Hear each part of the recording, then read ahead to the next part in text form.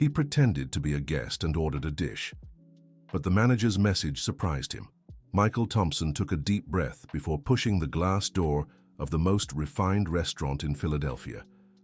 15 years had passed since the last time he set foot in that place, but the sting of humiliation still burned in his chest like a live ember. It was exactly 3 in the afternoon when Michael approached the reception, pretending to be a guest at the Liberty Grand Hotel, the establishment attached to the restaurant. His hands trembled slightly as he held the white envelope tucked in the pocket of his plain blue shirt. Inside it, a letter that would forever change the life of whoever received it. "Good afternoon, I'd like a table for one," Michael said to the young receptionist. "Certainly, sir. Could you show me your hotel room key?" Michael pretended to search his pockets, knowing full well he had no key. His strategy was simple: let the situation unfold naturally until the manager appeared, and he knew he would appear because he was exactly the type of person who wouldn't miss an opportunity to humiliate someone he considered beneath him.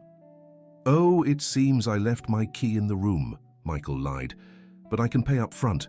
I just want a simple dish." The receptionist hesitated for a moment, glancing around. Then, a familiar voice echoed through the space. "What's the problem here?" Michael felt his blood run cold. It was him, Richard Blackwell, the manager who had shattered his youthful dreams and thrown him out of that very restaurant when he was just 22. The man still carried the same arrogant posture, the same look of disdain, now at 45 wearing an impeccable suit that cost more than many people earned in a month. "This gentleman claims to be a hotel guest, but doesn't have his room key," the receptionist explained, clearly nervous. Richard slowly approached Michael, his eyes scanning his simple clothes with obvious scorn. He hadn't recognized the man standing before him. Unsurprising. To people like Richard, employees were just replaceable parts, insignificant faces that came and went from his life without leaving a trace. "Sir, this establishment is exclusive to hotel guests and their invitees," Richard said, crossing his arms. "If you can't verify your stay, I'm afraid I can't allow you to remain." Michael bit his lower lip, remembering the promise he had made to his mother on her hospital bed. "Forgive, my son. Hatred only hurts the one who carries it." But forgiveness was hard when the offender stood right in front of him, repeating the same behavior from 15 years ago. "I can pay for my meal," Michael insisted. "It doesn't have to be anything expensive. A basic dish will do." Richard let out a dry laugh that drew curious glances from nearby diners. It was the same cruel sound Michael had heard in nightmares during the first weeks after being fired. "My dear man, you don't understand. This isn't a place for people like you. We have standards to uphold. Perhaps you'll find something more suited to your profile at the mall food court." The words cut like blades. Dear listener, if you're enjoying the story, don't forget to like and especially subscribe to the channel. It helps us a lot as we're just starting out. Now back to the story. At that moment, a young waitress who couldn't have been older than 20 stumbled as she passed by, dropping an empty tray that clattered loudly on the marble floor. All eyes turned to her, and Michael saw the terror on her face. "Ashley!" Richard snapped, making the girl flinch. "It's your first day and you're already causing disruptions. What kind of impression do you think you're making on our guests?" "I'm sorry, Mr. Blackwell. It was an accident. An accident?" Richard approached the waitress, speaking loudly enough for the entire restaurant to hear. "Do you think I didn't mean to covers the damages? That I didn't mean to upholds our standard of excellence?" Michael saw tears forming in the young woman's eyes and felt a familiar anger rise in his chest. This was exactly how Richard had spoken to him 15 years ago when he accidentally dropped a wine glass during a private event. The only difference was that back then no one had stood up for him. "She's new, she's still learning," Michael intervened, surprising himself with the firmness in his voice. Richard slowly turned to him, his eyes blazing with dangerous fury. "Excuse me, are you interfering in matters that don't concern you?" "I'm defending someone who's being unfairly humiliated," Michael replied, stepping toward the waitress. "Ashley, is that your name? Don't worry, accidents happen." The tension in the air was palpable. The other staff had stopped what they were doing to watch the scene. It was rare to see anyone stand up to Richard Blackwell, and even rarer for someone to walk away unscathed. "Enough!" Richard exploded. I want both of you out of my restaurant right now. Security." Just then, a familiar voice echoed from the kitchen. "Richard, hold on a moment." Michael felt his heart race. It was Jerome, the sous chef who had worked there for over 20 years. A black man in his 60s with graying hair, he had been one of the few kind people to Michael during his brief time as a waiter. Jerome approached slowly, wiping his hands on his apron. His eyes studied Michael's face for a few seconds before lighting up with recognition. "Richard," Jerome said quietly, stepping closer to the manager, "I think you should know who this is before you throw him out." "Jerome, I don't care who he is. He's causing a scene and—" "It's Michael Thompson," Jerome whispered into the manager's ear. Michael watched the color drain from Richard's face. The envelope in his pocket felt like lead, but he wasn't ready to hand it over yet. Not like this. "Michael Thompson?" Richard repeated, his voice weaker than he intended. "That's right," Jerome confirmed. "The waiter you fired 15 years ago, remember him?" The silence that followed was deafening. Richard seemed to be processing the information, his eyes darting between Jerome and Michael repeatedly. "No, it can't be," Richard murmured. Michael took a step forward, slowly pulling the envelope from his pocket. 15 years, Richard. 15 years since you threw me out of here for dropping a wine glass at that private event. Remember what you said, that I'd never amount to anything, that people like me were born to serve and nothing more." Richard's hands began to tremble. He looked around, realizing all the staff and some customers were watching. "Michael, Look, maybe we can talk in private." "No," Michael cut him off. "You humiliated me in front of everyone 15 years ago. Now we'll talk right here." Michael unfolded the letter inside the envelope. It was an official document, but he wasn't ready to reveal it fully yet. "You want to know why I'm here, Richard? I came to fulfill a promise I made to my mother before she passed, a promise about forgiveness and second chances." "Your mother?" Richard asked, genuinely confused. "Mrs. Eleanor Thompson. She worked in this hotel's kitchen for 30 years before retiring. Did you know her?" Richard's eyes widened.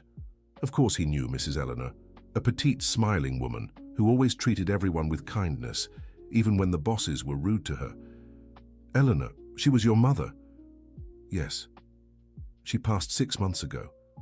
And in the hospital, in her final days, she made me promise something I thought was impossible to keep at the time." Michael paused, watching as Richard seemed to be reliving distant memories. "She asked me to come back here and forgive the Blackwell family. She said holding on to bitterness only hurts the one who holds it, not the one who caused the pain." I didn't know she was your mother," Richard said, his voice barely audible. "Of course you didn't. To you, employees were always invisible. But my mother watched you, Richard. She saw how you treated people, how you followed in your father's footsteps, and still, she asked me to forgive you." At that moment, an elderly woman with white hair who worked as a cleaning supervisor approached the group. Mrs. Wilson was over 60 and had worked at the hotel since before Richard was born. "Mrs. Eleanor was a saint," Mrs. Wilson said, addressing Richard. "When your father fired her son, she came to me in tears. She said she was sure you were different from your father, that one day you'd be a better man." Richard seemed to be hit by waves of guilt and realization. Michael sensed it was the right moment to reveal another piece of the truth. "There's something else you need to know, Richard. My mother didn't just work here. She raised me alone after my father abandoned us when I was 5. Do you know where she raised me?"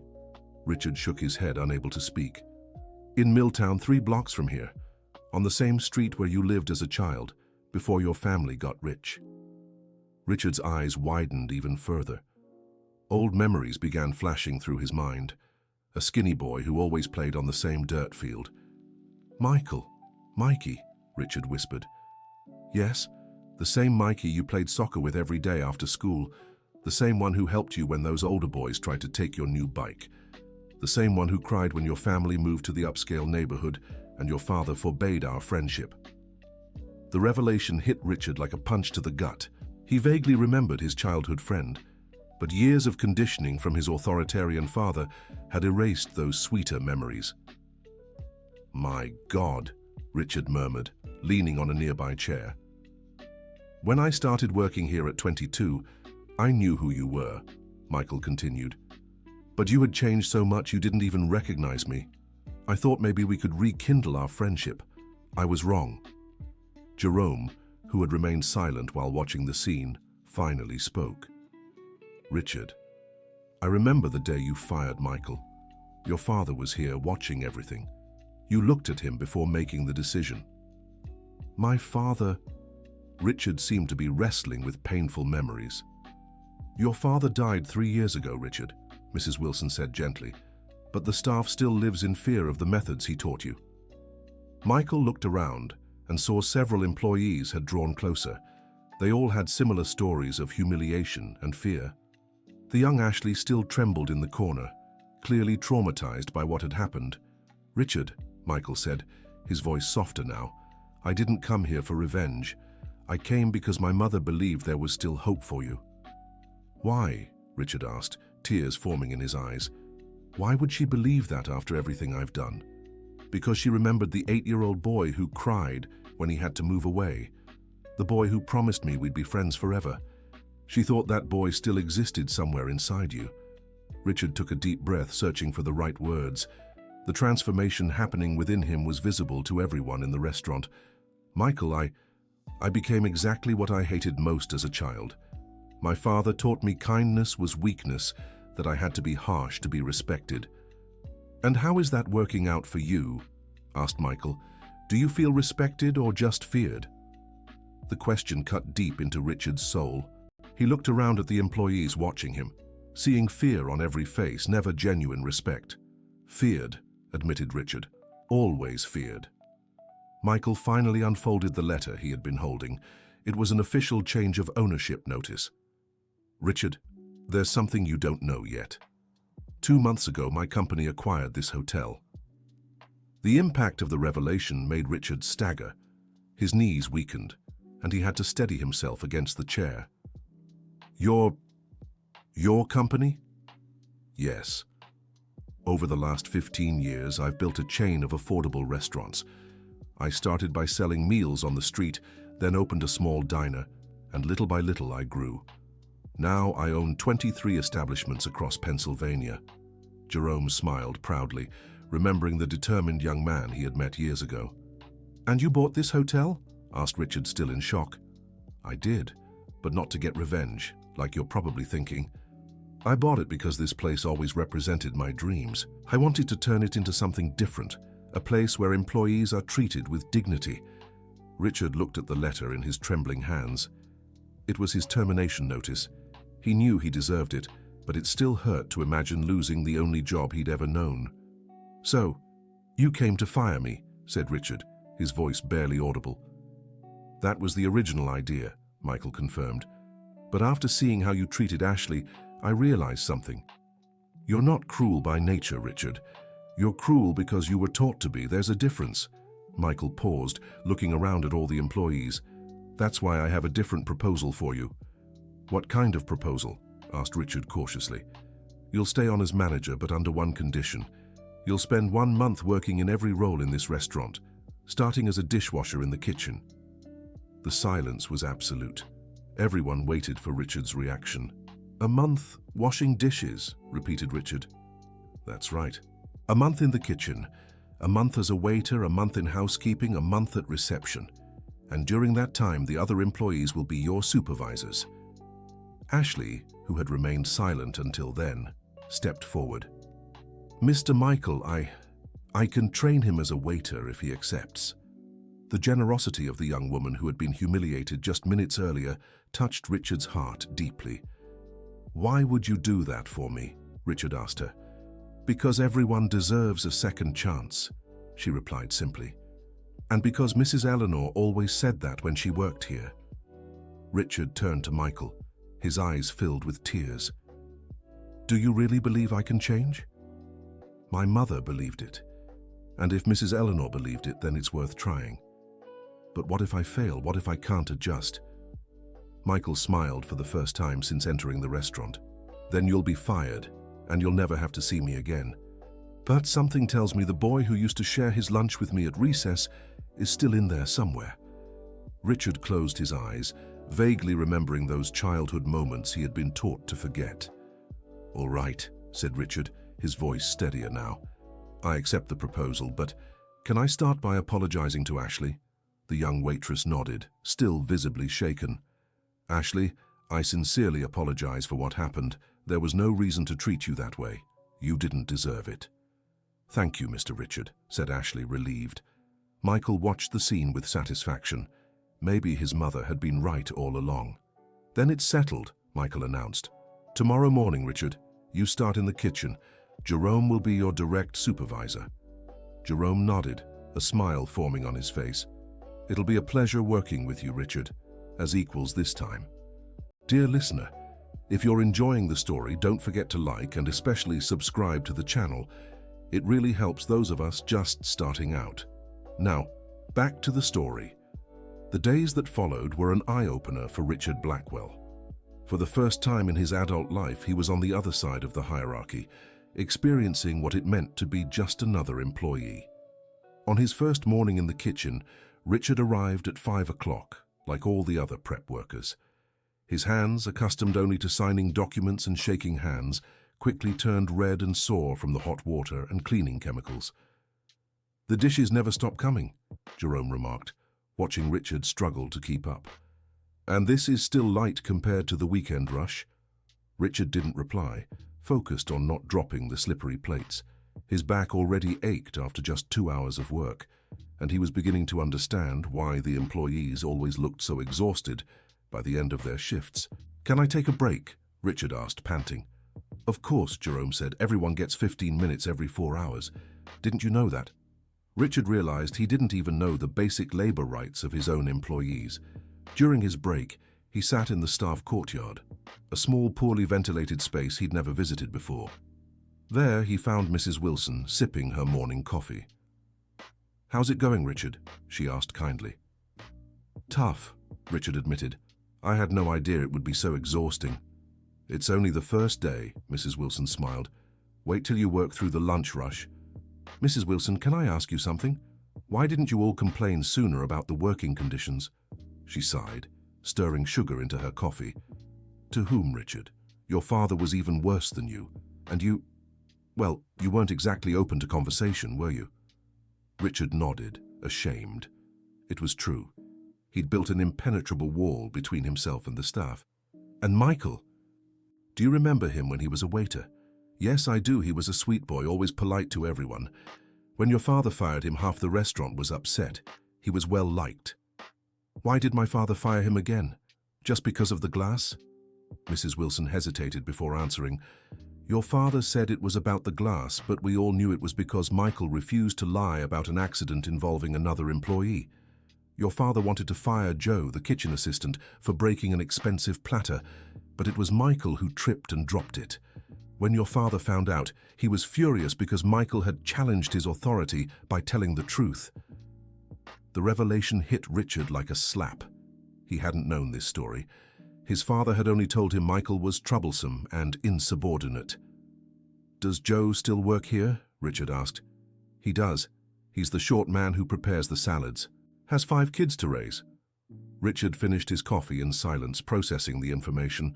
When he returned to the kitchen, he sought out Joe. "Joe, can I talk to you?" The 50-year-old man stopped slicing tomatoes and looked up in surprise. "Of course, Mr. Richard. Mrs. Wilson told me what happened 15 years ago, about the platter and about Michael." Joe lowered his eyes, clearly uncomfortable. "That was a long time ago, sir." "Joe, look at me. Michael saved your job, and my father fired him for it." "Your father was a difficult man," Joe said diplomatically. "My father was cruel, and I became just like him," Richard corrected. "Joe, I'm sorry. For all those years of fear, for continuing my father's ways." Joe was visibly moved. In 20 years of work, he had never received an apology from any superior. "Thank you, Mr. Richard. That means a lot to me." The rest of the day passed in contemplative silence for Richard. He observed the dynamics among the staff, noticing how they helped each other, shared food during breaks, and looked out for one another. By the second week, Richard began participating more actively in conversations. He learned that Ashley was studying business administration at night and dreamed of starting her own company. He found out that Jerome sent half his salary to his elderly mother in the countryside. He discovered that Mrs. Wilson had worked there so long, she had watched several employees' children grow up. "Why do you all care so much about each other?" Richard asked during a break. "Because we're family," Ashley replied. "We spend more time here than at home. We have to take care of each other." "But I was never part of that family." "Because you never wanted to be," Jerome said gently. "You always kept your distance, like you were better than us." "That's what my father taught me. That keeping distance meant keeping authority." "Your father was wrong, Mrs. Wilson said. "True authority comes from respect, not fear."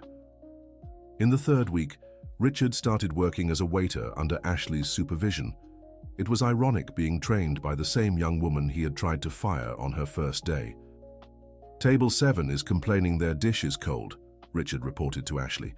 "Then you go over, apologize politely, and take the dish back to the kitchen to be reheated," she instructed patiently. "What if they get angrier?" "You stay calm and offer a complimentary dessert. The customer has to leave satisfied." Richard did exactly as Ashley had instructed, but the customer at table 7 was particularly difficult. "What kind of service is this?" the man shouted, drawing the attention of the entire restaurant. "You expect me to pay for cold food?" Richard felt the familiar anger rise in his chest. This was exactly how he used to treat employees. But now, on the other side, he realized how humiliating and unnecessary it was. "Sir, I sincerely apologize for the inconvenience," Richard said, keeping his voice steady. "I'll have a fresh dish prepared immediately, and dessert will be on the house." "It better be," the customer snapped. When Richard returned to the kitchen, his hands were shaking with suppressed anger. "How do you all put up with this?" he asked Ashley. "You learn," she replied. "And remember, not all customers are like that. Most are polite and understanding. But when they're not, you remind yourself you need the job, and at the end of the day you can go home and forget about them." Richard realized this was a luxury he had never appreciated. As a manager, he always took work problems home with him. But the employees had to swallow their pride, endure the humiliation, and still keep smiling. During the fourth week, while working on cleaning duties with Mrs. Wilson, Richard noticed aspects of the hotel he had never paid attention to before. "See this stain on the wall?" Mrs. Wilson pointed out. "It's been here for 3 years. I've asked them to repaint it many times, but they always say there's no budget."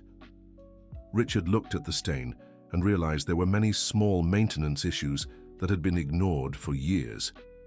"Why didn't you push harder?" "Push with whom, Richard? With you? Did you ever make me feel comfortable making suggestions?"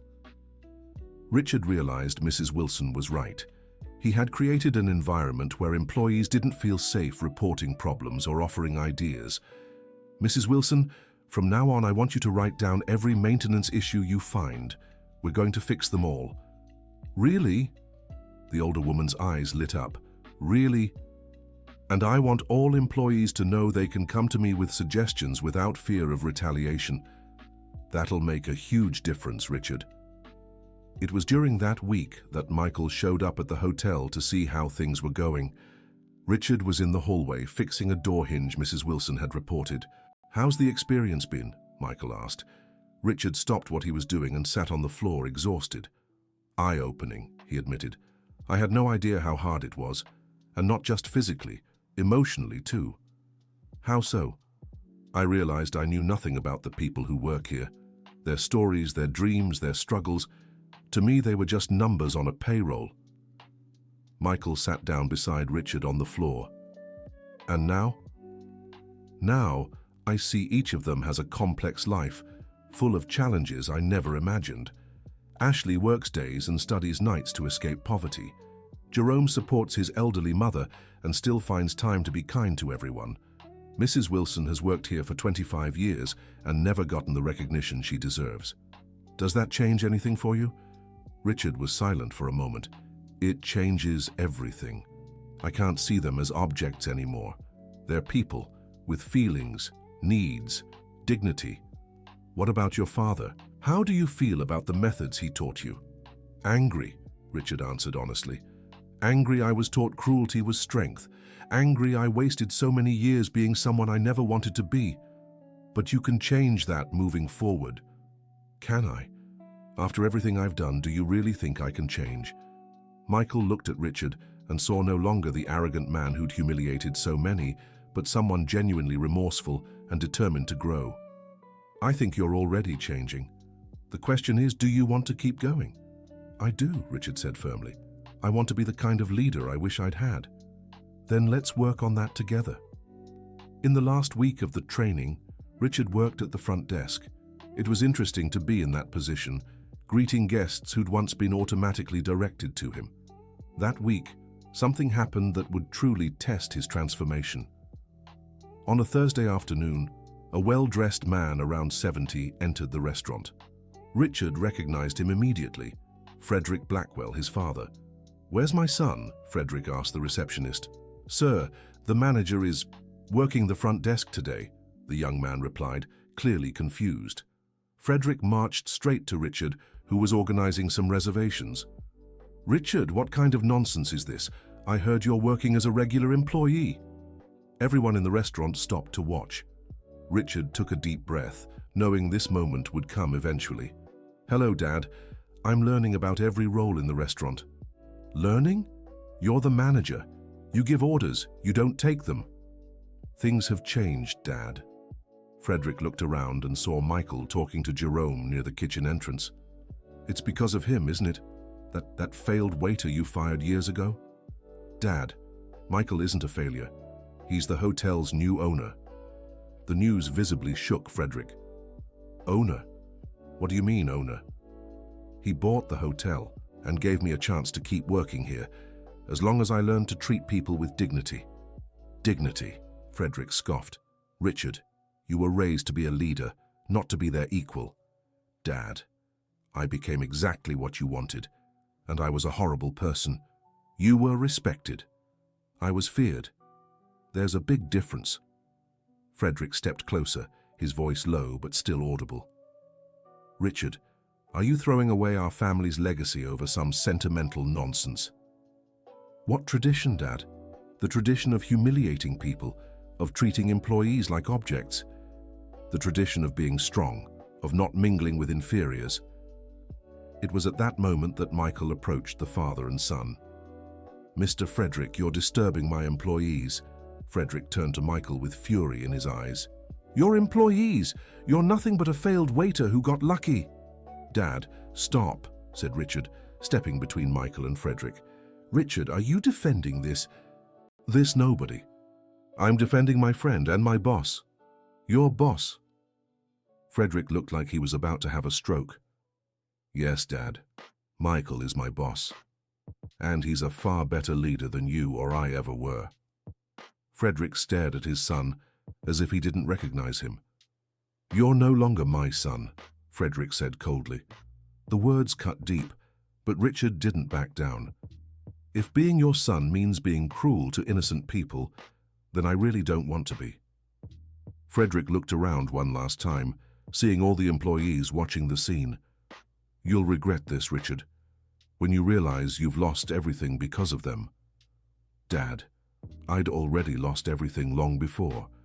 I'd lost my humanity, my ability to feel empathy, my chance at real relationships. Now I'm reclaiming that." Frederick stormed out of the restaurant, slamming the door behind him, leaving a heavy silence in his wake. Richard stood still for a moment, processing what had just happened. For the first time in his life, he'd stood up to his father and chosen his own path. Michael placed a hand on Richard's shoulder. "Are you okay?" "I am," Richard replied, and for the first time, he truly meant it. "I'm better than I've been in years." Ashley approached timidly. "Mr. Richard, you were very brave." "No, Ashley. You all are brave. You deal with difficult people every day and still manage to stay kind. That's real courage." Jerome appeared with a cup of coffee. "For you," he said simply. "Thank you, Jerome, for everything, for teaching me, for being patient with me." "That's what we do for family," Jerome replied with a smile. Dear listener, if you're enjoying the story, don't forget to like and especially subscribe to the channel. It helps us a lot as we're just starting out. Now, continuing. The following months brought profound changes to the restaurant. Richard, now completely transformed, implemented a series of improvements suggested by the employees themselves. The first change was a suggestion program where everyone could contribute ideas to improve the work environment. Ashley proposed a shift rotation system that allowed employees to study or care for their families. Jerome suggested cooking classes so the waitstaff could better understand the dishes they served. "Richard," Michael said one afternoon, finding him in the kitchen helping with dinner prep, "I need to tell you something." "What is it?" "Remember when I told you my mother asked me to forgive your family?" "I do." "She didn't just ask that. She left me a letter, one I was only to give you, once I was sure you'd truly changed." Michael pulled a yellowed envelope from his pocket. "She wrote this 2 days before she passed." Richard took the letter with trembling hands. It was addressed to him in Mrs. Eleanor's careful handwriting. "My dear Richard, if you're reading this letter, it means my son kept the promise he made to me. It also means you've chosen the path of change. I always knew there was kindness in your heart. I remember the boy who played with my Michael, who shared his lunch when he saw another child was hungry. That boy never completely disappeared. He was just hidden by the wounds life gave you. Your father was a wounded man, Richard. He raised you with fear because that was all he knew. But you can choose a different path. You can be the man that 8-year-old boy dreamed of becoming. Caring for others isn't weakness. It's the greatest strength there is. Leading with love is more powerful than leading with fear. Forgive your father, as I forgave mine. Not because he deserves it, but because you deserve to be free from the weight of resentment. Be happy, my son. You deserve peace. With love, Eleanor Thompson." Richard finished reading the letter with tears in his eyes. Mrs. Eleanor's words touched old wounds he didn't even know still hurt. She called me her son," Richard whispered. "To my mother, you were always one of the children she cared for. Even after you grew up, even when you did terrible things, she never stopped rooting for you." Richard hugged Michael, and for the first time in decades, he cried freely. "Thank you," he said between sobs. "Thank you for not giving up on me. My mother taught me that we should never give up on people. There's always hope for change." That night, Richard wrote a letter to each employee at the restaurant. To Ashley, he thanked her for her patience and kindness. To Jerome for his wisdom and guidance. To Mrs. Wilson for decades of unrecognized dedication. To every person he had mistreated over the years. The next day, he gathered all the employees in the main dining room. "I want to apologize to each of you," Richard began, "for years of disrespect, humiliation, and lack of recognition. You all deserve far better than what you've received from me." The employees listened in silence, many visibly moved. But more important than apologizing is showing change through actions. That's why I want to announce some changes to our work environment. Richard pulled out a sheet of paper. First, all wages will be increased by 30%. Second, we'll create a group health plan for all employees and their families. Third, we'll establish an education program where the company will pay for technical or college courses for anyone who wants to study. Murmurs of surprise and joy filled the room. Fourth, we'll implement a profit-sharing program. When the restaurant does well, everyone should benefit. And fifth, we'll create an employee committee that will meet with me monthly to discuss improvements and solve problems. Ashley raised her hand. "Mr. Richard, is all of this real?" "It's real, Ashley. And there's one more thing. From today on, I want you all to just call me Richard. We're all part of the same team." The applause was spontaneous and heartfelt. Mrs. Wilson approached Richard. "In 25 years of work, I've never seen changes like this," she said, wiping her tears. "Mrs. Eleanor would be so proud." In the months that followed, the restaurant underwent a complete transformation. The atmosphere, once tense and filled with fear, became light and collaborative. The employees began smiling more, interacting better with customers, and feeling proud of where they worked.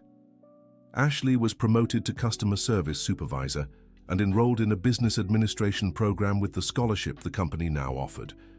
Jerome developed a culinary training program that attracted employees from other restaurants in the city. Mrs. Wilson was named General Quality Supervisor, a role she had informally held for years. The most remarkable change, however, was in Richard himself. The arrogant, distant man gave way to someone present, empathetic, and genuinely concerned for his team's well-being. "How do you feel?" Michael asked one afternoon, finding Richard helping to clear tables after lunch. "Complete," Richard answered. "For the first time in my life, I feel like I'm doing the right thing." "And your father? Has he tried to reach out?" "No, and that's okay. I know he can't understand my choice, but I need to live my own life." "Do you miss him?" Richard reflected for a moment. "I miss the father I wish he had been, but I don't miss the cruel person he became." Michael nodded, understanding perfectly. "You know what impresses me the most," he said. "What?" "How you managed to forgive yourself. That's perhaps the hardest part of this whole process.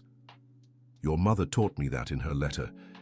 She said forgiveness isn't about the person who hurt us, it's about freeing ourselves from the weight we carry."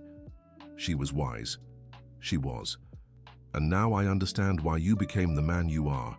You had a mother who taught you about compassion and second chances, and now you can teach that to others too. Over the weekend, Richard had an idea. He asked Michael to meet him at the restaurant on a Sunday morning when it was closed. "What did you want to show me?" Michael asked when he arrived. Richard led him to a wall in the main dining room, where he had arranged for a large photo of Mrs. Eleanor Thompson smiling to be installed. "I want her to be remembered here," Richard said.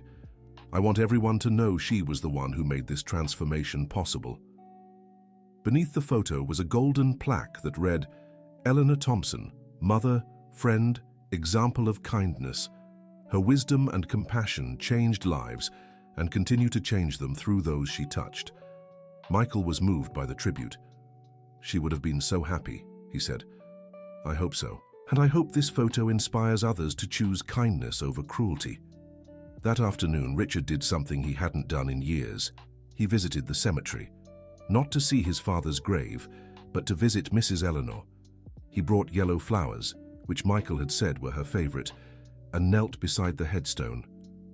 "Mrs. Eleanor," Richard said softly, "I want you to know I kept the promise I made to Michael. I learned to forgive. I learned to be a better person." The wind rustled the trees around him, almost like a response. "Thank you for never giving up on me. Thank you for believing there was still hope." Richard stayed there for nearly an hour, telling Mrs. Eleanor about all the changes at the restaurant, how the staff was happier, how he had made peace with himself. As he stood to leave, he saw Michael approaching. "I come here every Sunday," Michael explained. "It's my time to talk to her." "Is she listening?" "I'm sure she is. My mother always said love doesn't stop when someone's gone. It continues in other ways." "Michael, can I ask you something?" "Of course." "Why did you really buy the hotel? The whole truth?" Michael smiled. "Besides keeping my promise to my mother, I wanted to prove something to myself." "What?" "That it was possible to turn a place of pain into a place of hope. That it was possible to give second chances, even to those who didn't deserve them. And you succeeded. We succeeded. You were just as brave as I was in this process." They stood there a few minutes longer, in respectful silence, each with their own thoughts and gratitude. When they finally left the cemetery, Richard felt lighter than he had in his entire adult life. 6 months after the transformation, the restaurant had become the most sought after in Philadelphia. Not because of the food, which had always been good, but because of the exceptional service and welcoming atmosphere created by happy, fulfilled employees. Food critics began writing not just about the dishes, but about the human revolution taking place at the establishment.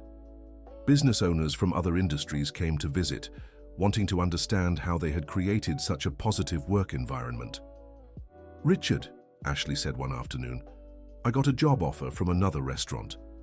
Richard's heart tightened. Ashley had become not just an exceptional employee, but a dear friend. "Is it a good offer?" "Yes, general manager for a big chain. Really good salary." And you're going to accept? Ashley smiled. No, here. I'm part of a family. Money matters, but happiness is priceless. Are you sure? Absolutely. But I want to propose something. What? That we open a second location. With the same philosophy, the same values. I could manage the new place. The idea excited Richard immediately. I'll talk to Michael. I think he'll love the idea. And I want Jerome to be head chef at the new location, and for Mrs. Wilson to help train the cleaning staff. Ashley, you're thinking like a true leader. Learned from the best, she replied with a smile. That evening, Richard presented the idea to Michael, who was thrilled. It's perfect, Michael said. We could build a restaurant chain that treats employees like family. And Ashley already has it all planned out. She's really grown so much. Just like you. You know what makes me proudest? Richard said. What? That now we have employees who want to grow with us, not in spite of us. That's the difference between leading with fear and leading with love. The second location opened 8 months later, following the exact same principles as the first. Ashley became the youngest manager in Michael's chain and made sure to implement all the wellness and development programs she had helped create. Jerome took over the kitchen at the new location with the pride of someone who knew his talent was finally being recognized. Mrs. Wilson became a quality consultant for both locations, traveling between them to ensure standards of excellence and humanity were upheld. A year after the transformation, on a Saturday morning, Richard was at the original restaurant preparing for the monthly team meeting when he got an unexpected visit. It was his father, Frederick. The man looked like he'd aged a decade in the last year. He was thinner, more wrinkled, and his eyes no longer held their former arrogance. Richard, Frederick said timidly. Dad, what brings you here? I wanted to talk to you. Richard gestured to an empty table. The two sat down, a tense silence between them. How are things? Frederick asked, looking around. Good, really good, actually. I heard you opened a second location. We did. Ashley's managing it. It's going really well. Frederick nodded, seeming to struggle for the right words. Richard, I came to apologize. The words took Richard completely by surprise. Apologize? Yes. For the methods I taught you. For the way I raised you, I was wrong. What changed? Frederick sighed deeply. Loneliness. After I walked out that day, I realized I had no one left. All the friends I had were just there for what they could get. I don't have real relationships because I never learned how to treat people with kindness. Richard listened in silence. I started watching you from afar, saw the newspaper stories about the restaurant, read about the changes you made, and I realized you've achieved something I never did. What? Being truly respected, not feared, respected. You have employees here who'd work for you even if they didn't need the money because they like you as a person. Dad, let me finish, Frederick interrupted.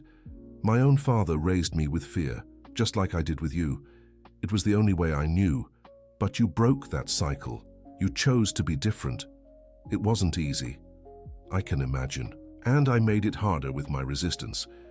Just then, Michael walked into the restaurant for the meeting. Mr. Blackwell, he greeted politely. Michael, I owe you an apology too. You don't have to. Yes, I do. I treated you horribly, both when you were an employee and when I found out you were the owner. I was wrong. Michael sat down with them. Thank you for that. But what matters now is the present. Richard, said Frederick, turning to his son, can you forgive me? I'm not asking for us to go back to how things were. I know I caused a lot of damage, but could you give me a chance to try to be a better father? Richard looked at the man who had been the source of so much pain in his life, but he also saw a broken, lonely man, genuinely trying to change. Dad, I forgave you a long time ago. Forgiveness was part of my healing. Really? Really. But rebuilding our relationship will take time. We'll have to get to know each other again. I understand. And I'm willing to put in the effort. Michael stood up. I'll let you two talk. The meeting can wait. After Michael left, Frederick looked around the restaurant again. Can I ask you something? Of course. How did you do it? How did you change so much? Richard thought for a moment. I learned that true leadership isn't about power. It's about service. It's not about being feared, but about being loved. And I discovered that when you treat people well, they give their best willingly. And how did you learn that? From the employees. They taught me about empathy, forgiveness, second chances, and from a woman named Eleanor Thompson. Michael's mother? Yes. She taught me about forgiveness through a letter she wrote before passing. She showed me it's never too late to change. Frederick was silent for a few minutes. Do you think I can still learn? Dad, if I could change at 45, you can at 70. How? Start small. Treat the people you meet every day with kindness. The doorman at your building, the cashier at the grocery store, the taxi driver. See how it feels to be kind instead of arrogant. What if I can't? What if it's too hard to change who I've always been? Then you keep trying. Transformation isn't an event, it's a process. I still work on it every day. Frederick nodded, looking truly humble for the first time. Richard, do you think someday I could get to know your team better? Understand how you all created something so special here? Of course, Dad. But one condition. You'll have to treat everyone with the same respect you show me. I understand, and I accept. Just then, the other employees began arriving for the monthly meeting. Ashley, Jerome, Mrs. Wilson, and several others. Everyone, Richard said. I'd like you to meet my father, Frederick. He'd like to learn more about how we work here. The tension in the air was palpable. Everyone knew the story of Richard's father. It was Mrs. Wilson who broke the silence. Mr. Frederick, it would be our pleasure to show you how things run here now. Thank you, Frederick said, visibly nervous. I know I haven't been a good person in the past. I hope you'll give me a chance to show you the man I'm trying to become. Ashley stepped forward. Everyone deserves a second chance, she said gently. That's what we've learned here. During the meeting, Frederick watched silently as the team interacted. He saw how they treated each other with mutual respect, how they freely shared ideas, how Richard genuinely listened to every suggestion. What impresses me most, Jerome said during the discussion, is how much our opinions truly matter here. I've never had that in any other job. And how safe we feel to speak up about problems, Ashley added, without fear of retaliation. Frederick realized he was witnessing something entirely new to him, a workplace built on trust and mutual respect. After the meeting, Frederick approached each employee individually to properly introduce himself. To each one, he apologized for the methods he had used in the past and expressed admiration for the environment they had helped create. Mrs. Wilson, Frederick said, my son told me you've worked here for 25 years. That's right, sir. I'd like to apologize for the years I failed to properly recognize your dedication. Mrs. Wilson looked visibly surprised. Thank you, Mr. Frederick. That means a lot to me. Could you teach me about how to treat people the right way? Of course I can. The first lesson is simple. Treat every person as if they matter to you. When everyone had left, Frederick sat down again with Richard. Son, what I saw here today was extraordinary. You've built something I never imagined possible. That's what happens when you trust people and treat them well. I want to learn.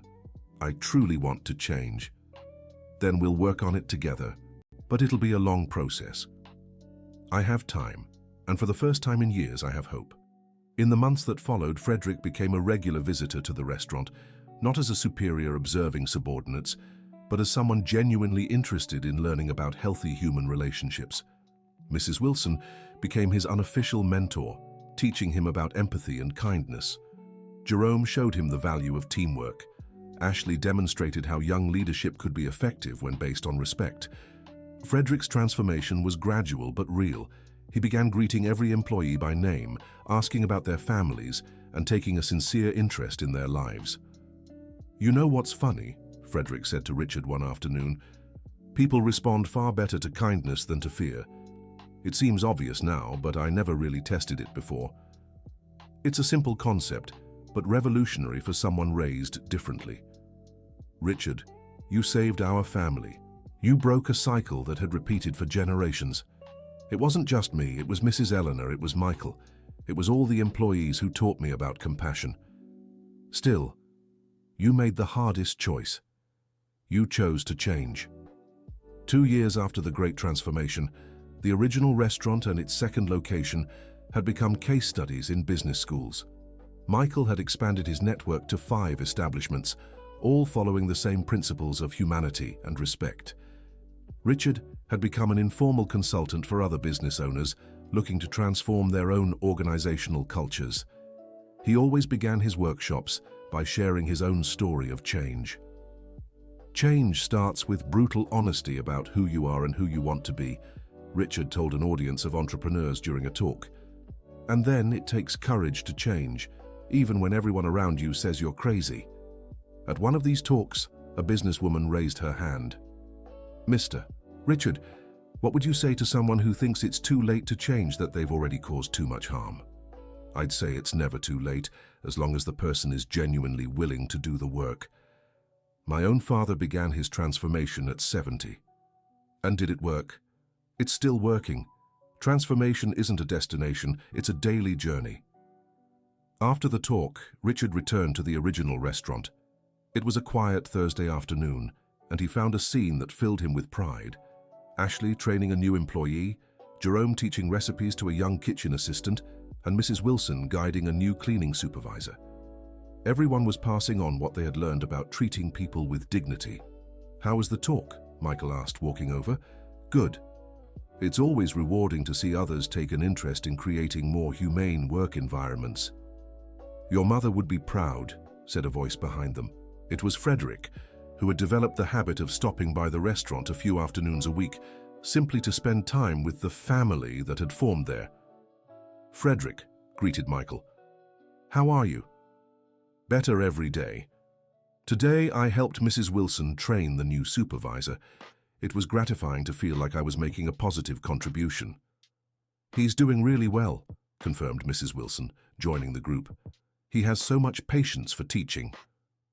Richard smiled, seeing how his father had found purpose in helping others grow rather than controlling them. "Dad, do you have plans for the weekend?" "Nothing specific. Why?" "How about we visit the cemetery together? I'd like you to meet Mrs. Eleanor Thompson." Frederick was visibly moved. "I'd love to. I feel I owe her so much, even though I never met her in person." On Saturday morning, the 3 men, Richard, Michael, and Frederick, visited Mrs. Eleanor Thompson's grave together. Each brought different flowers. Michael brought her favorite yellow ones. Richard brought white roses symbolizing peace, and Frederick brought purple violets representing humility. "Mrs. Eleanor Thompson," said Frederick, kneeling beside the headstone.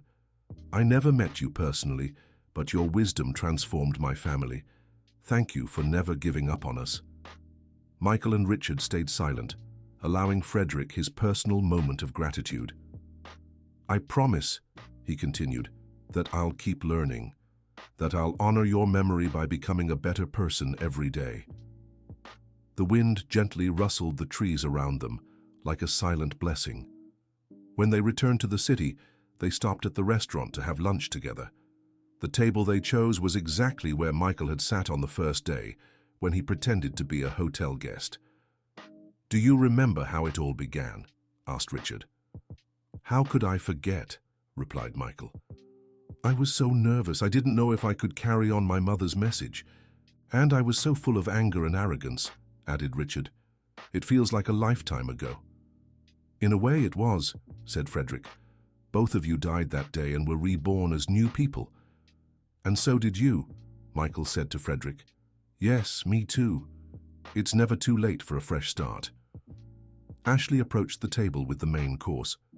"Today we have Chef Jerome's special," she announced with a smile. "He said it's a new recipe inspired by the renewal of life."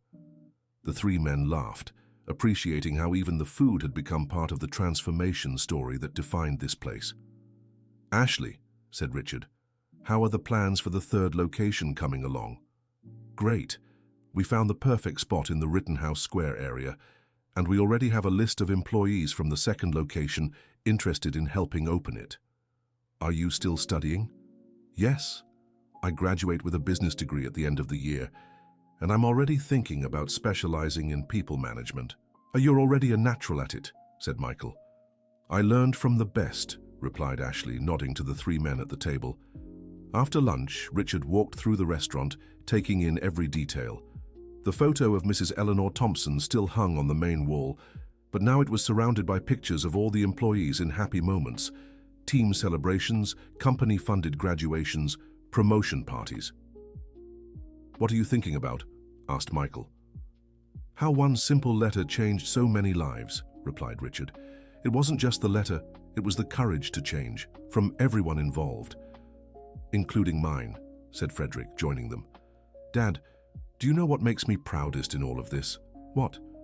"That we managed to prove people can change even when everyone thinks it's impossible, that it's never too late to choose kindness." That night, Richard wrote in his personal journal, a habit he had developed during his transformation. "Today marks 2 years since Michael walked in here pretending to be a guest. 2 years since I began the hardest and most rewarding journey of my life, the journey to becoming a better person.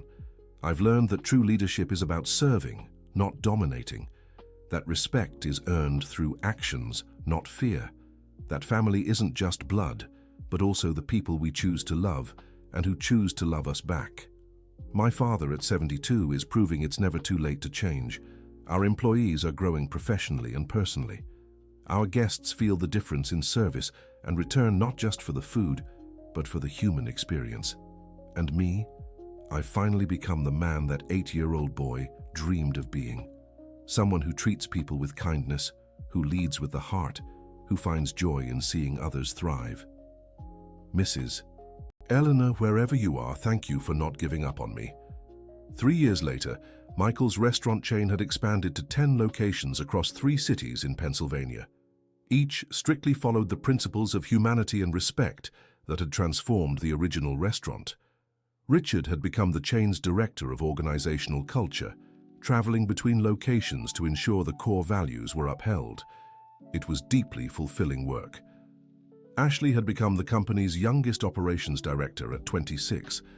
Her master's thesis on humanized leadership in the service industry had become a reference in universities. Jerome was now the executive chef of the chain, overseeing all kitchens and training new chefs in teamwork and mutual respect. Mrs. Wilson, at 68, had been promoted to senior quality of life consultant, helping train supervisors across all locations. And Frederick had discovered a new passion, giving talks on personal transformation to senior executives. His unique perspective, as someone who had been cruel for decades before changing, deeply moved audiences nationwide. "Did you ever imagine you'd come this far?" Michael asked Richard one morning as they watched the bustle of the original restaurant during breakfast. "Never. 3 years ago, I was a completely different person. Sad, lonely, cruel. And regretful. For taking so long to change, yes, but also grateful for the opportunity. Your mother always said the right timing is when we're ready to receive the lesson. She was right about many things." Just then, a young woman approached them. It was Megan, the new 17-year-old trainee manager, hired as part of the company's first job program.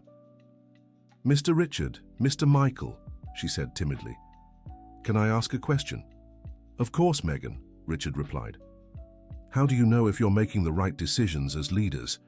The depth of the question took them both by surprise. "We ask if our decision will help people grow," Michael answered. "And whether we're making the decision out of love or fear," Richard added. "Love or fear?" "Yes. Decisions based on love seek everyone's good. Decisions based on fear only protect the one making them." Megan nodded, absorbing the insight. "Thank you. That helps a lot." As she walked away, Michael smiled. "Remember when we were 17 and only thought about ourselves? This new generation is different. They care more about purpose and social impact. And we're helping shape those values in them. It's our responsibility. Every person who comes through here takes a piece of our culture out into the world." In the afternoon, Richard received an unexpected call. It was from a journalist at a national magazine who wanted to write a story about the quiet revolution of humanized restaurants. "Mr. Blackwell, our research shows you have the lowest employee turnover rate in the industry. the best customer reviews, and impressive sustainable growth. What's the secret? There's no secret, Richard replied. We just treat people the way we'd like to be treated. But there must be specific strategies. The only strategy is genuinely caring about the well-being of every person who works with us. Everything else follows as a result. Can you give me practical examples? Of course. We know each employee's dreams and help make them happen. We listen to their concerns and take action to address them. We celebrate their victories as if they were our own. And when they make mistakes, we help them learn instead of punishing them. And this actually works in the business world. It works better than any other approach I've tried. Happy employees create happy customers. Happy customers generate sustainable profit. It's a virtuous cycle. The article was published 3 weeks later and had an unexpected impact. Dozens of business owners called wanting to visit the restaurants to see firsthand how humanized management worked. Michael and Richard decided to formalize this interest by creating the Eleanor Thompson Institute for Humanized Leadership, a non-profit organization dedicated to teaching the principles that had transformed their businesses. Your mother would become a leadership institute, Richard said to Michael, laughing. She'd be both proud and embarrassed by the attention, Michael replied. The institute held its first workshop 6 months later, with 40 business owners from various industries. The program included theoretical lectures but also hands-on work. Participants spent an entire day working alongside the restaurant employees. The most important part isn't what you'll hear in the lectures, Richard told the participants on the first day. It's what you'll feel working alongside people who are happy and fulfilled in their jobs. One participant, Margaret Johnson, who owned a small accounting firm, was especially moved. I've worked in this industry for 20 years and have never seen employees treat each other with such warmth, she remarked during a break. What stood out to you the most? Asked Ashley, who was facilitating the workshop. The lack of gossip, destructive competition, or fear. Here, people genuinely root for each other. That happens when you create an environment where everyone can thrive together rather than against one another. How do I implement this in my company? Start small. Ask your employees how they're feeling. Listen to their answers without getting defensive. Then act based on what they tell you. Margaret returned to her company determined to make changes. 3 months later, she called Richard to share the results.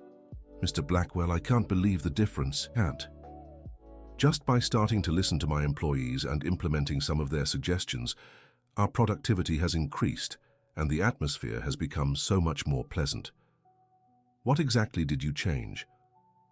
First, I started weekly meetings where everyone can voice problems and suggestions. Second, I created a profit-sharing program. Third, I introduced flexible hours for those with young children. And how do you feel about these changes? Like I'm finally the leader I always wanted to be. And my employees, they seem like different people, more engaged, more creative, happier. Stories like Margaret's became common. The Institute began receiving requests for workshops from business owners across Brazil. We're starting a movement, Michael said to Richard one afternoon. A movement your mother began with a simple letter about forgiveness. She always said small seeds can grow into mighty trees, and now we have an entire forest blooming. On the 5th anniversary of the transformation, the restaurant chain organized a special celebration. All current and former employees were invited, along with their families. The event took place at the original location, decorated with photos telling the story of the past 5 years, Richard's transformation, Ashley's growth, the team's evolution, and the opening of new locations. Today we celebrate more than business success, Michael said in his opening speech. We celebrate proof that people can change, that toxic environments can become families, that work can bring joy instead of suffering. Richard took the microphone next. 5 years ago, I was the unhappiest person in this room. I mistreated those who worked with me. I was alone, full of anger. Today, I look around and see family. I see people who chose to accept me even when I didn't deserve it, who taught me about compassion, who gave me the courage to change. He paused, visibly moved. Every one of you saved my life. You gave me purpose, joy, love. If I could go back in time, I wouldn't change a thing because every hardship brought us here." The applause was long and warm. Several employees stood to share their own stories of transformation. Ashley spoke about how she'd started as an insecure waitress and now managed operations for 10 restaurants. Jerome shared how he'd discovered his passion for teaching through mentoring new cooks. Mrs. Wilson moved everyone by describing how, at 70, she finally felt valued and respected professionally. But it was Frederick's speech that touched hearts the most. "My dear friends," he began, his voice trembling slightly. "At 75, I've learned it's never too late to learn about love. You've taught me that true strength lies in kindness, that real leadership means serving others." He looked at Richard. "My son saved me by breaking a generations-long cycle of cruelty in our family. But he didn't do it alone. Every person in this room contributed to that change. Today I promise," Frederick continued, "to spend the rest of my years spreading this message. That change is possible, that forgiveness heals, that love always conquers fear." As the celebration wound down, Richard found himself alone where it all began, the table where Michael had sat 5 years earlier, pretending to be a guest. Michael approached. "What's on your mind?" "How one small lie, you pretending to be a guest, led to the greatest truth of my life." "What truth?" "That we're all connected. That what we do for others, we do for ourselves. That when we lift someone up, we rise too. Your mother always said that." "She was right about everything." Michael pulled an envelope from his pocket. "Speaking of my mother, there's something I never showed you." "What is it?" "She wrote a second letter, to be opened only after 5 years had passed." Richard took the envelope with shaking hands. It was addressed, "To my 2 sons." The letter read, "My dear Michael and Richard, if you're reading this, 5 years have passed since you began this journey of transformation. I hope you've discovered what I always knew, that you are soul brothers, meant to heal each other. Michael, my son by heart, thank you for keeping the promise you made to me. You carried my love farther than I could reach. Richard, my chosen son, thank you for having the courage to change." Note, as instructed, this is the complete translation without additional commentary. You've proven it's never too late to choose love over fear.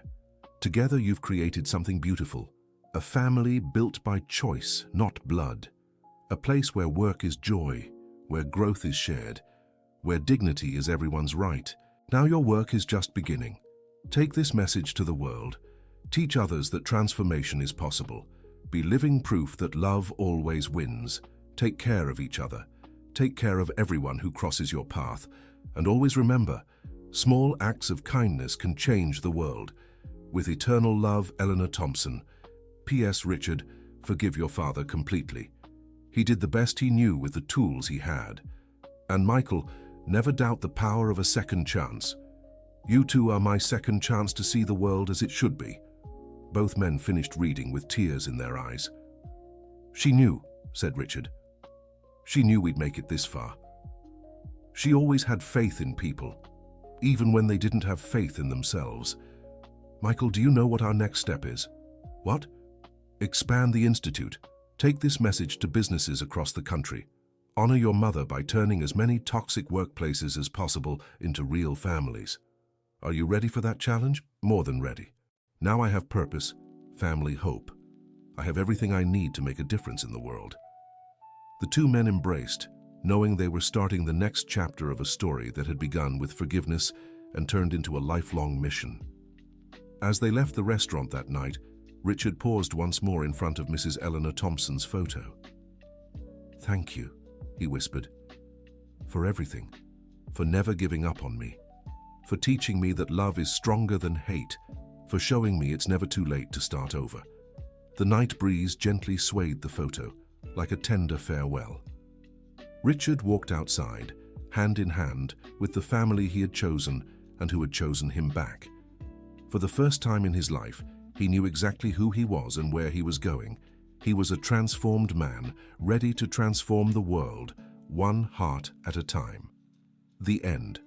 Now tell us, what did you think of this story of transformation and forgiveness? Do you believe people can truly change like Richard did? Have you witnessed such a transformation in your own life? Share your thoughts in the comments. We love reading your heartfelt reflections. And if this story touched your heart, don't forget to like and subscribe to the channel so you won't miss other moving stories like this one.